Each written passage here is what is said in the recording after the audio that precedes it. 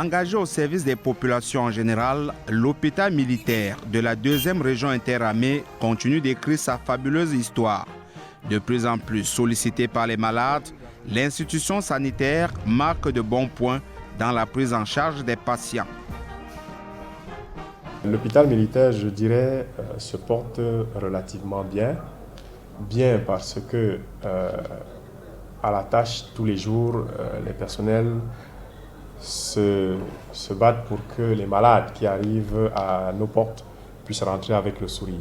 Vous savez bien que le statut d'un malade n'est pas toujours d'allure à lui apporter de la joie. Donc, quand il arrive à l'hôpital, il faudrait qu'au sortir de sa position à l'hôpital, qu'il puisse se sentir heureux, qu'il puisse se sentir joyeux en se disant que la maladie est derrière lui. Donc l'hôpital militaire se porte relativement bien à cet effet parce que nous pensons que nous faisons le maximum pour apporter du sourire aux militaires et aux personnes civiles qui choisissent de venir vers nous.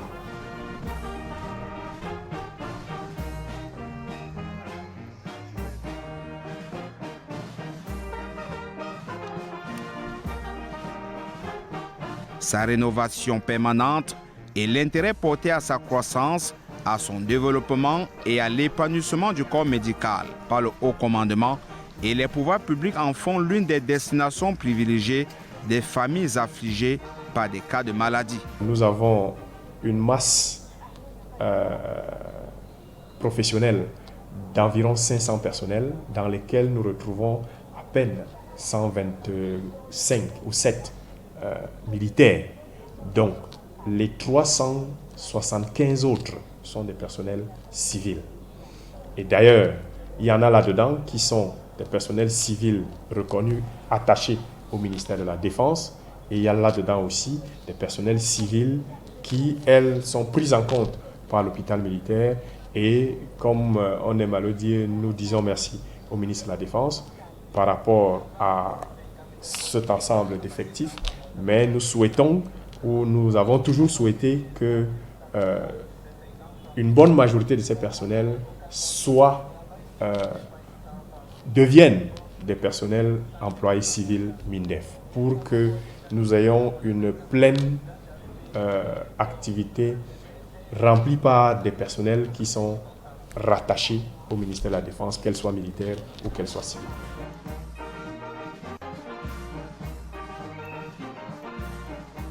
Une vingtaine de services et spécialités, un plateau technique sans cesse rénové, des laboratoires régulièrement mis à la pointe de la technologie. En moyenne, nous pouvons recevoir entre 20 et 25 malades par jour. Bien sûr qu'il y a des jours où ce n'est pas facile d'atteindre ce chiffre, mais la moyenne, c'est dans les 20-25. Chez nous, les malades qui sont reçus sont bien reçus et ils ont leurs résultats à l'immédiat. Donc, nous n'avons pas encore eu un malade qui s'est plaint de nos services. Parce que chez nous, nos clichés sont numériques et les résultats sont impeccables.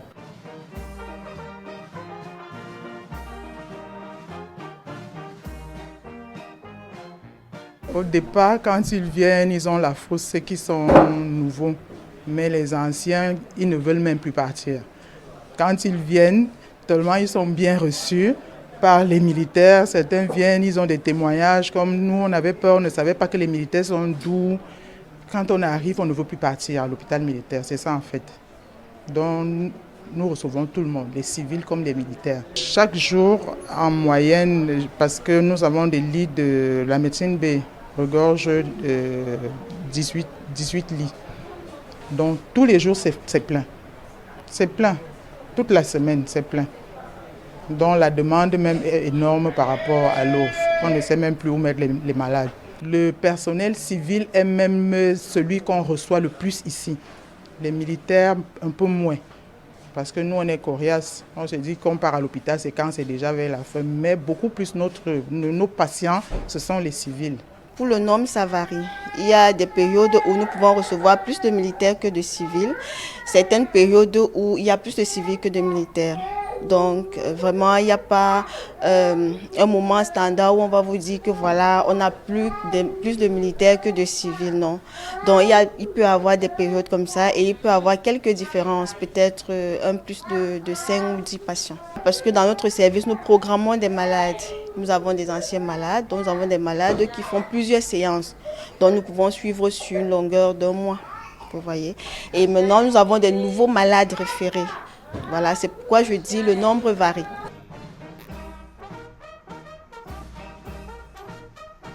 L'hôpital de la garnison militaire de Douala est donc ouvert à tous et non pas seulement aux hommes en tenue. En réalité, l'hôpital militaire est certainement logé dans un camp militaire, mais c'est un hôpital qui reçoit tout le monde, qu'on soit militaire ou qu'on soit civil. Déjà, pour la petite histoire, il faut savoir que les militaires ont des femmes, pour ceux qui sont des hommes, des femmes qui sont militaires ont des maris, et ces maris ne sont pas forcément, ou ces femmes ne sont pas forcément des militaires. Donc, nous soignons les militaires et leurs familles et toute autre personne civile qui peut y être. Nous avons au moins 15 services, parmi lesquels les services de réanimation, d'anesthésie et de réanimation. Donc, le chef de service est le médecin-chef adjoint de l'hôpital. Nous avons les services de gastro-entérologie qui s'occupent spécialement des maladies du tube digestif. Nous avons le spécialiste de neurologie qui lui s'occupe de tout ce qui est cérébral. Nous avons les rhumatologues pour les personnes âgées qui ont des problèmes articulaires. Nous avons une cardiologue, je préciserai, puisque c'est une dame, qui s'occupe spécialement de tout ce qui concerne le cœur et de ses artères. Nous avons le laboratoire qu'il ne faut jamais oublier, puisque c'est le lieu de passage systématique de tout le monde. Tout ce qui est prélèvement et tout cela, c'est le biologiste qui s'en occupe. Donc nous avons ce service-là aussi. Et sans vouloir en dire un peu trop le concernant, je crois qu'il est une des références dans la ville de Douala, le médecin responsable de la biologie médicale et d'analyse médicale. Nous avons le service de traumatologie. Je crois qu'il y a quelques-uns des militaires qui ne sauraient me dire le contraire, puisque les traumatismes sont la panachée de tous les militaires qui vont en opération ces derniers temps. Nous avons également le service de chirurgie viscérale. Là aussi, on a des personnels militaires et des personnels civils qui y travaillent, parce que le personnel militaire est en détachement en République centrafricaine. Nous avons le service de gynécologie. Là aussi, nous avons 2 dames qui assurent cette activité. L'une est capitaine et l'autre est colonel. Donc, nous avons le service de pédiatrie. Là, c'est un service qui est tenu par un personnel civil. Je ne vais pas oublier le service d'ophtalmologie. Et là, nous sommes 2. Je dirais 3, puisqu'il y a une dame qui vient en tant que civile. Il y a le chef de service. Nous nous occupons particulièrement des yeux. Il y a moi-même. Et nous avons, pour finir, un service d'oncologie médicale, d'oncologie chirurgicale, qui, elle, est tenue également par un civil. L'hôpital se porte également bien parce que les services qu'il y a sont presque tous présents aujourd'hui. Et celui qui nous manquait il y a encore quelques jours, c'était celui de psychiatrie. Et nous disons merci à Monsieur le ministre de la Défense qui a bien voulu nous envoyer un psychiatre pour qu'il s'occupe de cette partie de la santé qui, elle, est assez, comment on dit, moins physique. Elle est plus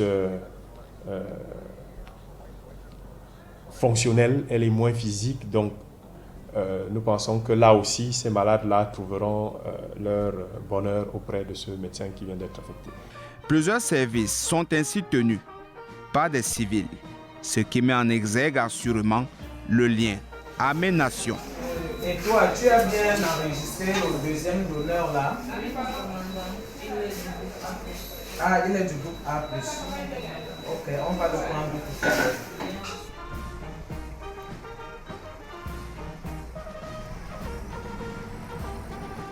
Le bâtiment ou unité de la morgue se présente aussi comme l'une des structures référentielles dans la capitale économique et dans la sous-région Afrique centrale.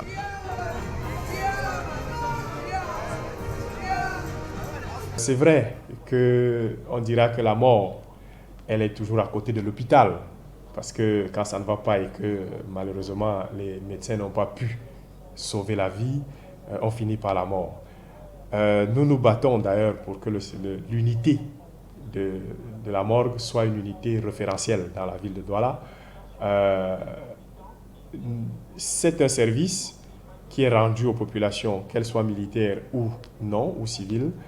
Et comme vous l'avez si bien dit, c'est une des activités de référence de l'hôpital militaire, puisque c'est une morgue très sollicitée par les populations de la ville de Douala et même des villes du Cameroun.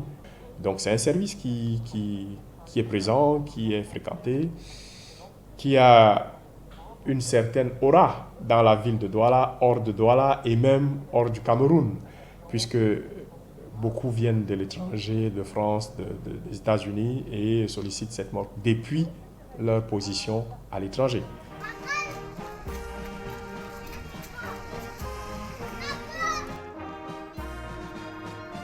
Des espaces de prière ont également été prévus. Cela donne l'opportunité aux gardes malades d'implorer le Très-Haut pour une guérison rapide et totale des membres de famille hospitalisés.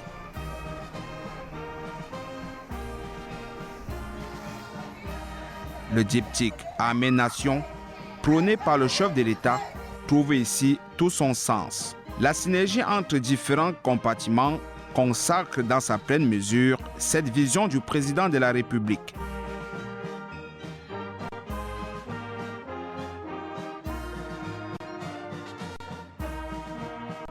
En réalité, le diptyque Armée-Nation prôné par le chef de l'État est, je l'ai dit plusieurs fois dans les occasions que j'ai pu avoir avec les médias, c'est que nous partons tous d'un environnement civil. On ne naît pas militaire, on devient militaire.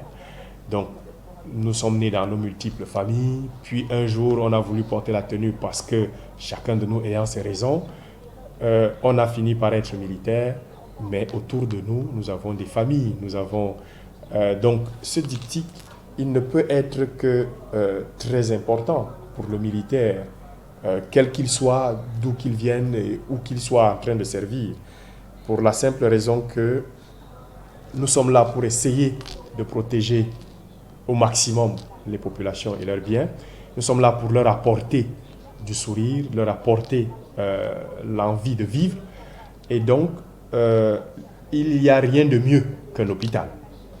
Et l'hôpital militaire de région numéro 2 rentre plus amplement dans ce diptyque-là.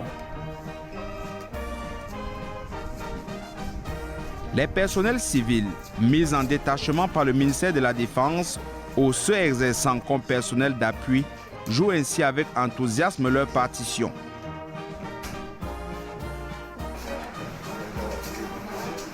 Les personnels civils qui fonctionnent ou qui travaillent avec nous au quotidien sont un ensemble de personnels qui s'habituent, je suis souvent surpris au cours d'une réunion où il y a les militaires et les civils de constater que quand il faut quitter la réunion, puisque très souvent les militaires entre eux, quand on quitte une réunion présidée par le chef, on commande un acte réflexe et ça permet aux militaires de se mettre au garde à vous et de quitter le chef.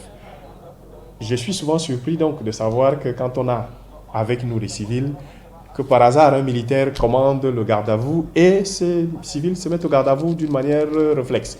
Bon, donc ça traduit quoi? Ça traduit qu'ils prennent de manière continue plus ou moins les attitudes des militaires. Bon, mais ça ne veut pas dire qu'ils deviennent militaires, mais à vivre les activités où au quotidien des militaires, on finit par s'adapter aux attitudes, aux habitudes, aux réflexes des militaires. Nous avons la chance que les militaires reviennent presque tous les jours du front, blessés pour une histoire de blessure ou de maladie. Alors, quand ils arrivent, les personnes qui sont au contact d'elles, ce sont les civils.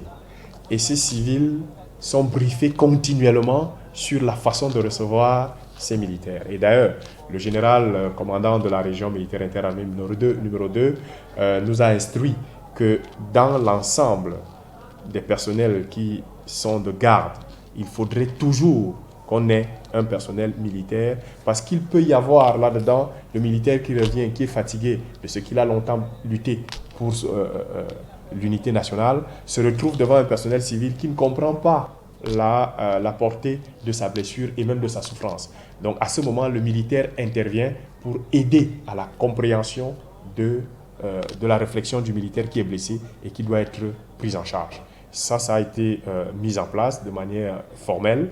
Donc, dans chacune des équipes, vous allez trouver qu'il y a 3 ou 4 personnels civils, mais il y a au moins un militaire dans cette équipe-là pour être capable de gérer le stress post-accident survenu en pleine zone de guerre. Mais à côté de ça, nous nous sommes arrangés pour qu'un officier technicien militaire soit continuellement de garde tous les jours dans l'hôpital militaire de région numéro 2.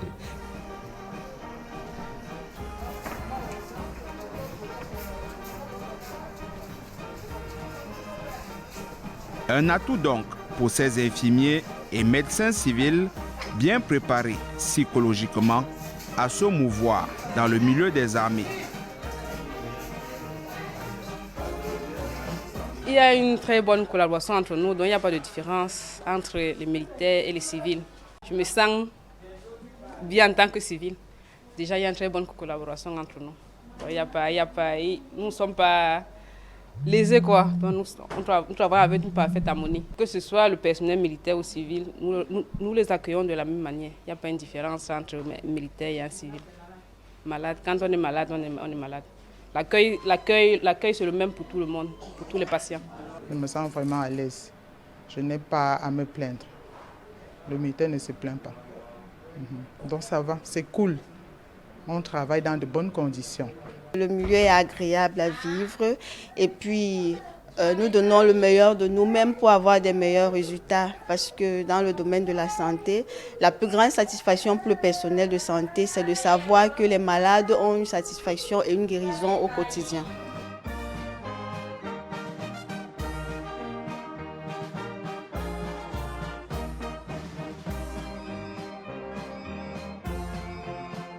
Entre 2001 et 2023, l'hôpital de la région militaire interarmée numéro 2 a été dirigé successivement par 5 médecins-chefs aux spécialités diverses. Des officiers supérieurs de l'armée qui ont permis à cette institution de s'ouvrir au monde et aux opportunités offertes par la coopération internationale à laquelle a souscrit le Cameroun depuis des lustres. Et c'était encore le cas au mois d'avril dernier au cours de la 2e mission effectuée au Cameroun par le corps médical de l'association Les Enfants du Noma, une organisation basée en France et dont l'objectif prioritaire est de redonner du sourire aux personnes ayant des malformations faciales dont le bec de lièvre.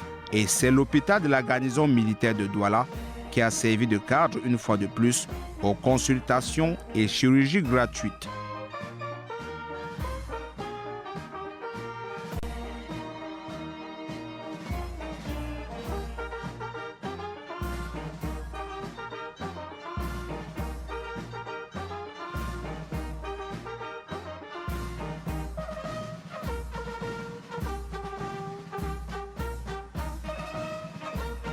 C'est une expérience parce qu'il y a un savoir-faire que nous n'avons pas, qu'on nous apporte et qui nous permet un transfert de connaissances à l'équipe locale. Et moi qui suis le coordonnateur de l'équipe locale, j'apprends pas mal auprès d'eux.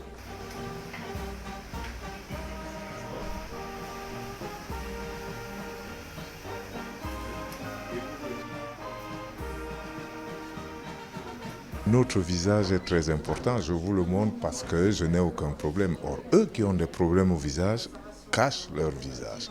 Donc, ils sont en prison toute leur vie jusqu'à ce que, je ne sais pas, jusqu'à ce que Dieu arrive comme il est arrivé là. Et là, nous sourions parce que eux, quand ils sortent de l'opération, ils nous sourient. Ils sont tellement heureux de ce qui leur est arrivé. Eux aussi peuvent parler aux autres. Ils peuvent socialiser, ils peuvent désormais vivre quasiment normalement. Et puis l'autre côté, c'est que avant, nous ne savions pas, mais pour avoir fait ça, nous voyons ce qui arrive. C'est-à-dire que ces gens qui étaient dans une prison que les autres ne voyaient pas se rendent compte que d'autres pensent à eux et ça les remplit de joie et ça nous redonne de la joie à nous et c'est ce qui nous fait sourire. S'il fallait le faire parce que on a la famille qui a atteint et tout, j'ai dit non, nous on le fait vraiment parce que non seulement ce sont des Camerounais qui sont nos frères, nos soeurs autres, et c'est la population du Cameroun qu'il faut protéger. Pour nous, c'était un honneur, un plaisir énorme de voir vraiment comment est-ce que tout ce monde-là part d'ici content.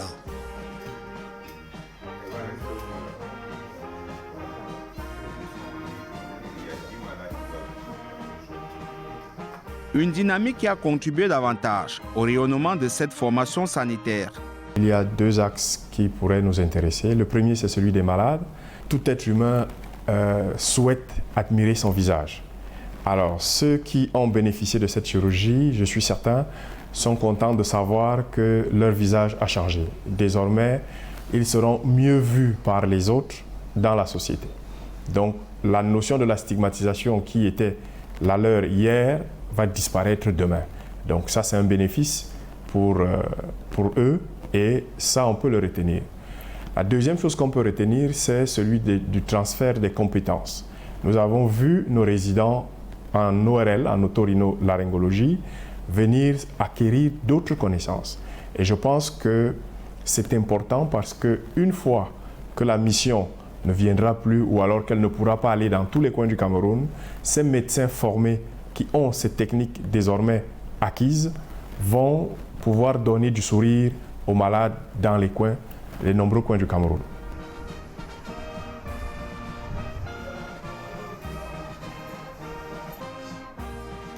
Évidemment, aucune contrainte pour les hommes en tenue. Ces derniers ne sont pas astreints à se diriger ici pour leur prise en charge, malgré les avantages liés à leur statut particulier. Dans les faits, l'institution est plus sollicitée par les civils. Ici, dans notre service, nous n'avons pas de différence. Nous traitons tous les malades au quotidien de la même façon. Donc, il n'y a pas de priorité, comme quoi il faudrait prendre d'abord des militaires ou alors d'abord privilégier des civils, non. Donc ici, dans notre cadre, nous travaillons professionnellement et nous prenons tous les malades au même titre. J'ai choisi l'hôpital militaire parce que ma maman d'abord travaille ici. Bon, j'ai des oncles qui sont ici et puis la qualité des soins aussi. Donc c'est pour ça que j'ai préféré venir ici. Pour le militaire, c'est d'abord l'ordre. Donc c'est la droiture, c'est pour ça que j'ai préféré venir ici. Elle déjà a fait son stage ici à l'hôpital et elle a vu la qualité des soins. Donc ça a été déjà une belle expérience pour elle. Et quand les civils viennent ici, ils sont bien accueillis. Et les civils préfèrent être bien suivis ici. Ils font de très bon travail. J'ai moi-même assisté à l'évacuation des blessés militaires qui étaient au front là. J'ai vu la rapidité avec laquelle ils se sont occupés d'eux. C'est comme ça que nous demandons. Et d'autre part, vous voyez, quand vous venez le matin, il y a trop de monde, mais cet après-midi, vous ne trouvez personne parce qu'ils ont servi tous les malades. Nous constatons que l'hôpital est plus fréquenté par les civils que les militaires. Et je profite d'ailleurs pour exhorter les militaires à bien percevoir que l'hôpital militaire est leur hôpital et qu'ils doivent se sentir à l'aise. Et rien ne devrait les empêcher d'aller ailleurs plutôt qu'à l'hôpital militaire. D'abord, c'est notre souhait que les militaires et leurs familles fréquentent prioritairement les hôpitaux militaires où ils ont tous les avantages qui ont été décidés par la hiérarchie. Parce que le ministre de la Défense a signé il y a plus ou moins un an une note de service qui donne une importante panoplie d'avantages aux militaires, quel que soit le grade. L'hôpital militaire de la 2e région interarmée continue ainsi de faire sa mue dans un environnement de concurrence. Sa réputation établie l'est dans les actes et dans son image.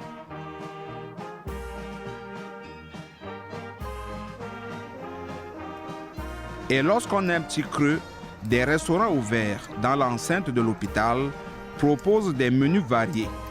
Civils et militaires s'y retrouvent dans une ambiance chaleureuse et conviviale.